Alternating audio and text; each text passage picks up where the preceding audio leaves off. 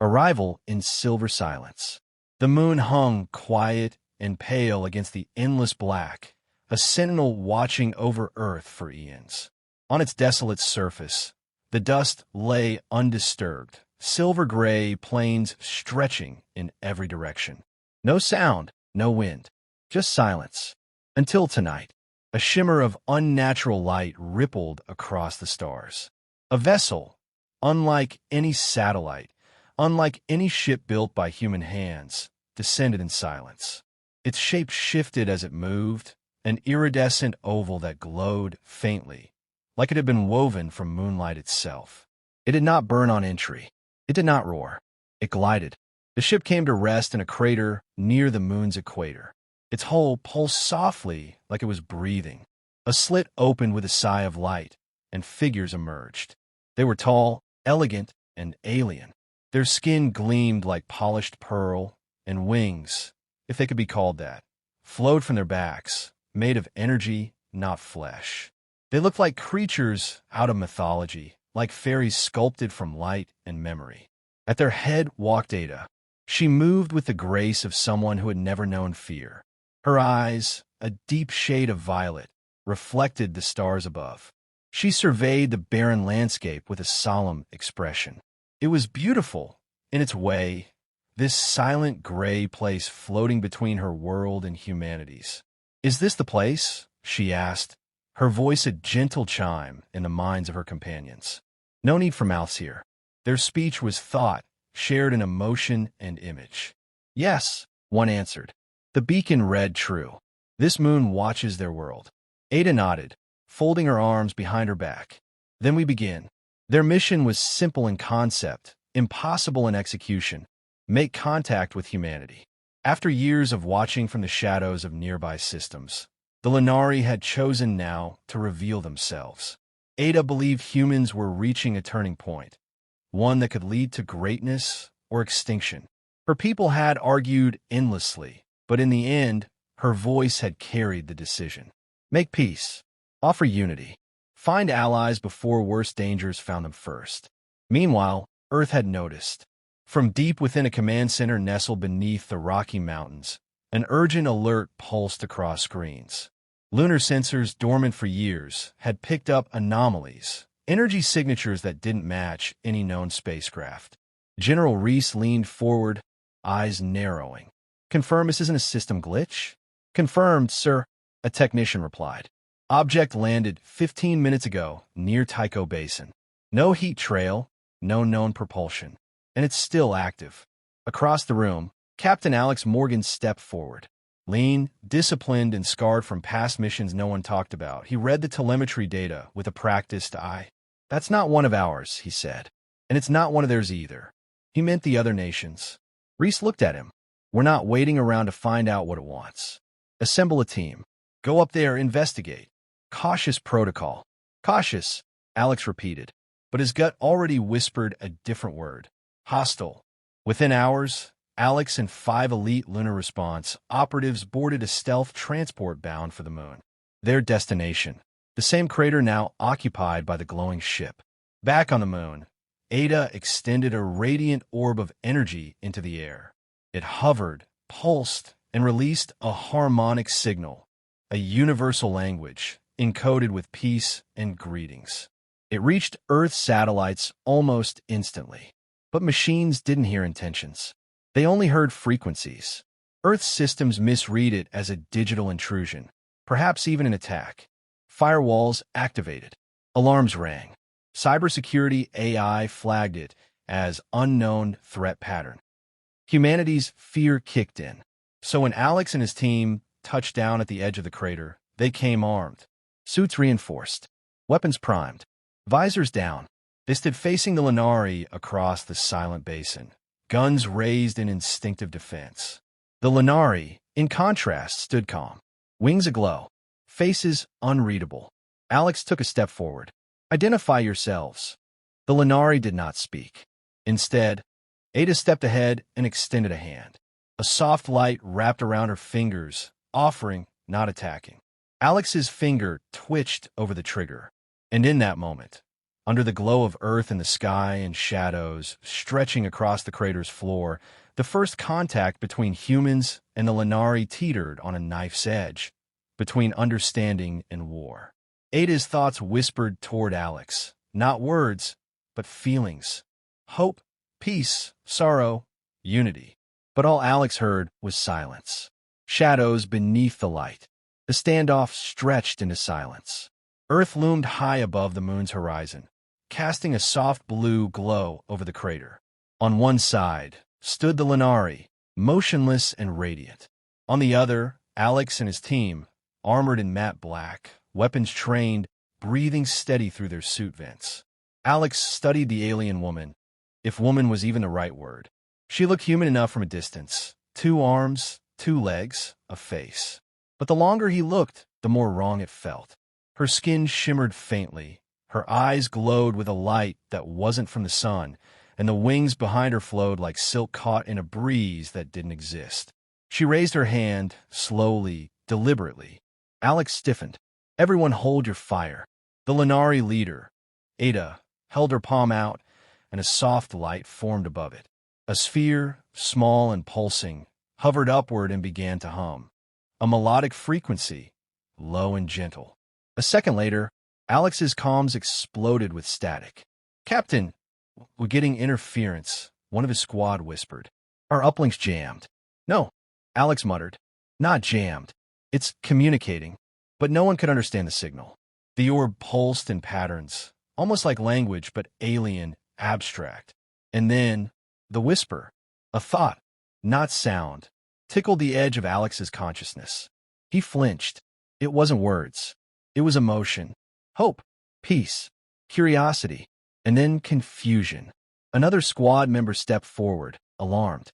"Sir, I think something just touched my mind." Alex raised his weapon. "Stand down. Now." But the tension snapped. One of the younger soldiers panicked. He fired. Not at a Lunari, but at the glowing orb. The plasma shot hit at midair, and the orb burst like a glass bell, light scattering into nothing. Instantly, everything changed. The Lunari shimmered with color. Reds, blues, silvers. Their wings flared. A wave of energy pulsed out from Ada's chest. Not violent, but defensive. The ground rippled. Alex and his squad were thrown backward. Not hurt, but shaken. The moon returned to stillness. Ada stood alone, eyes closed, hands lowered as if in mourning. Alex scrambled to his feet. Weapons ready. Prepare for return fire. But none came. Instead, the Lunari slowly retreated, lifting from the ground and gliding back into the open hull of their ship. The entrance sealed behind them. The ship's glow dimmed. Still, silent. "Captain, should we engage?" Alex lowered his weapon. "No, they didn't strike us." That was a warning. He stared at the crater, breath fogging his helmet. This wasn't a hostile force. They didn't fight back. They shielded, and now they were waiting, watching. Back on Earth, the chain reaction had already begun. The images sent back, of winged aliens, of strange lights, and one of their own being thrown across the lunar surface, spread like wildfire through military channels. Politicians demanded action. Advisors warned restraint. The public didn't even know yet, but that wouldn't last. In a secure conference room beneath Geneva, officials from 5 major nations debated their next move. They sent a signal we didn't understand, then destabilized our soldiers. "That's aggression," barked one general. "They never attacked," countered a scientist. "We shot first." That light display might have been their version of diplomacy. Tell that to the man thrown 30 feet through lunar dust. Meanwhile, deep within the Lunari vessel, Ada stood in quiet meditation. The council behind her, her advisors, her scholars, looked concerned. "They fired upon us," one said bitterly. "We should leave." "They were afraid," Ada replied. "I felt it in their minds. Fear, not hate. But fear is just as dangerous." "They won't listen." "They will," she insisted. "They must. We've come too far to turn back now." One Lunari, younger and battle-hardened, stepped forward. "Give me permission to activate the defensive shell. If they strike again." "No," Ada said firmly. "We respond with light, not violence." If we fall to fear, we are no better than the old worlds we left behind. But her heart was heavy. She had seen the human leader's eyes, the one called Alex. In them, she saw something strange. Not cruelty, but weariness. Something wounded. Someone who had lost too much to trust easily. She would try again. Back on the lunar surface, Alex stood at the crater's edge, gazing at the glowing ship. He replayed the scene in his mind. The whisper in his head, the non-lethal burst of energy, the restraint. They could have hurt us, he thought, but they didn't. Still, he didn't lower his guard. They're not here for war, he muttered. But that doesn't mean they're safe. Behind him, Earth rose slowly over the horizon, casting long shadows across the dust. The moon had always been silent. Now it was waiting, when stars cry. Darkness hung heavy inside the lunar cavern. Dust floated in slow motion, disturbed only by faint, blinking helmet lights. A web of fractured rock and collapsed steel arched above like broken ribs. The silence was absolute, except for the low hum of damaged oxygen regulators. Alex groaned, pinned beneath a fallen slab. His visor was cracked, but holding. His limbs ached, but moved. He coughed and activated his emergency beacon. Nothing. No signal. No uplink. The blast had cut him off from his team. He wasn't alone. Across the cavern, half buried in the rubble, glowed a faint silver light. Ada, the alien leader, stirred slowly, her wings flickering like dying fireflies. She pressed a hand to her side, fractured, perhaps, but her eyes were clear. When she saw Alex, she didn't flinch. She didn't raise her hands in defense or call for help. She simply looked at him. Alex gritted his teeth. "You all right?" he asked, knowing she probably couldn't understand him. Ada tilted her head. For a moment, nothing. Then, gently, a familiar sensation brushed against his mind. Light, soft, a whisper. Pain, but bearable. Alex blinked. That's new. She tried to rise, but stumbled. He instinctively moved toward her, crawling across the dust, muscles burning. He pulled her free from a collapsed girder, and for a moment their eyes locked. "I'm not here to kill you," he said gruffly. "Not right now, anyway." Ada responded with something else, a thought not made of words. A feeling. Trust. Tentative. Fragile. Above them, the moon's surface was still. But in Earth's orbit, chaos brewed. An unauthorized drone strike had been launched. A single missile, meant to disable the alien ship's defenses, had struck too hard, collapsing part of the Lunari landing site. The result, unintended collateral damage. Part of the crater edge caved in, pulling Alex and Ada into the underground chasm. The act was meant as a message, but now it was a mistake. Trapped together, the human soldier and the alien diplomat had no choice but to confront the very thing that had kept their species apart: fear. Alex sat beside Ada in the dim cavern, slowly adjusting his comms. "Why are you here?" he asked aloud, not expecting an answer. But then something shifted. Not a voice, not a translation, a direct connection. Ada's eyes glowed faintly, and then images bloomed in Alex's mind. Not memories, experiences. He saw her world, luminous and vast, torn by civil wars generations ago.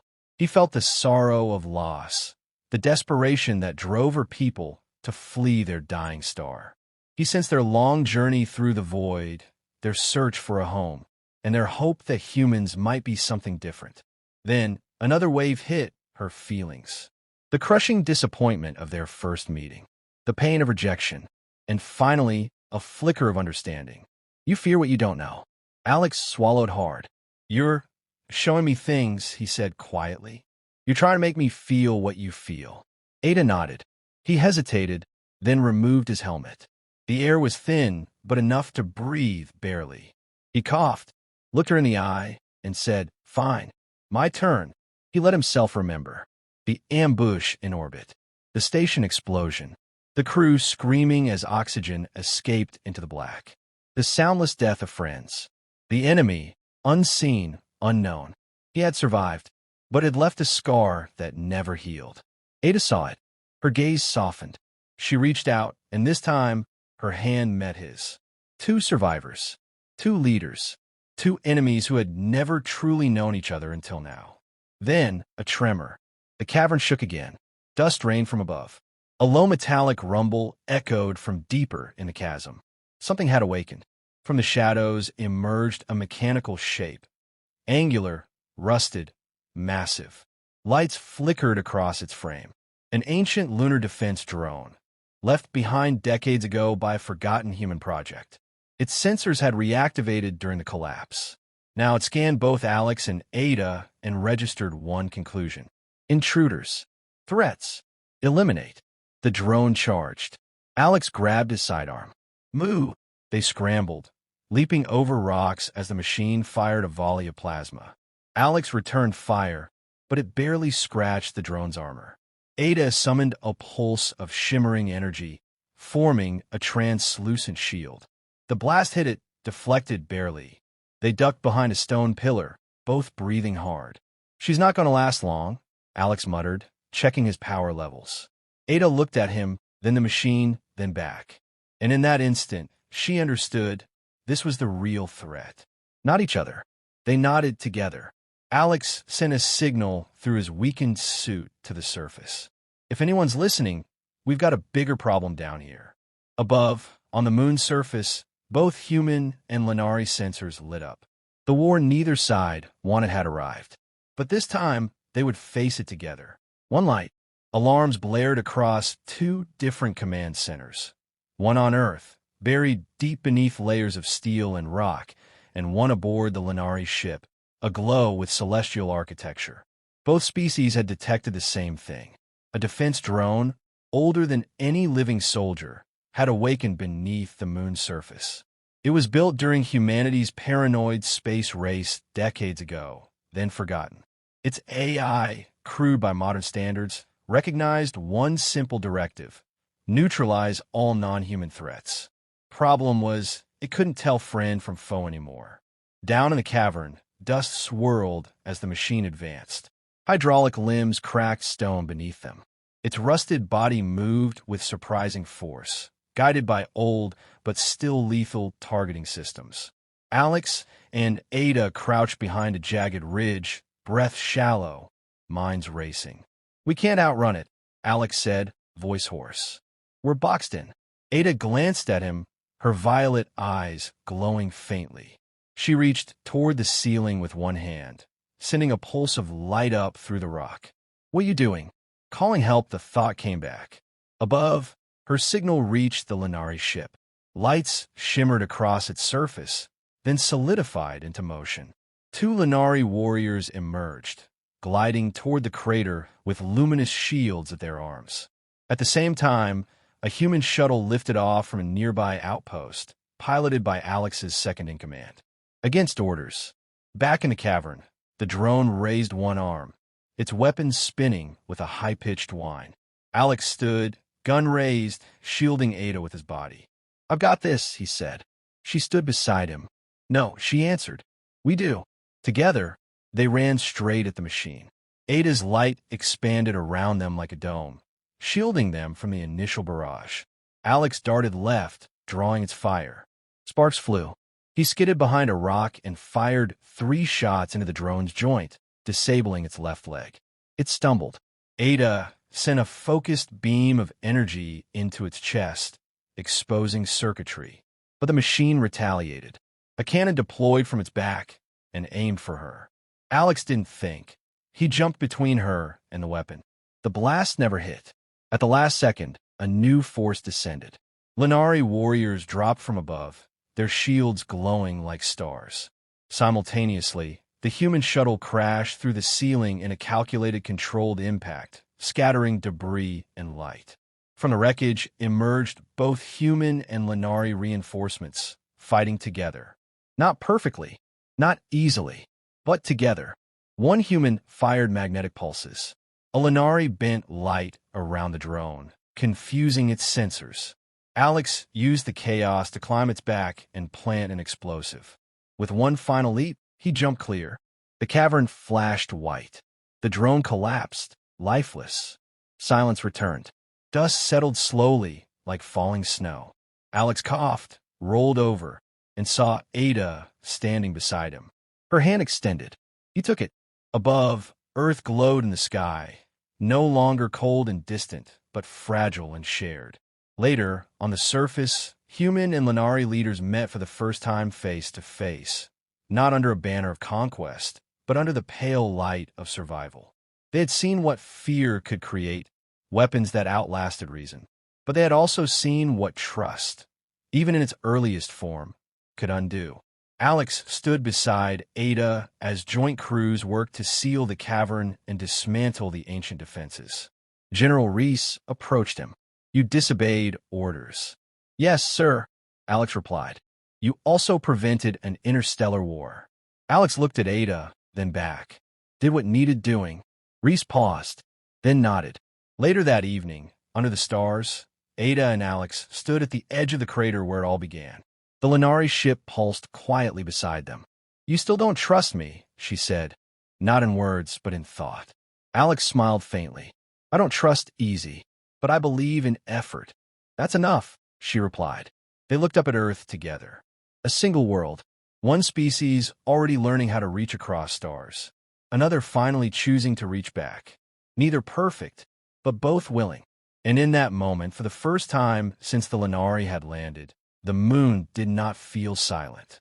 It felt full of promise.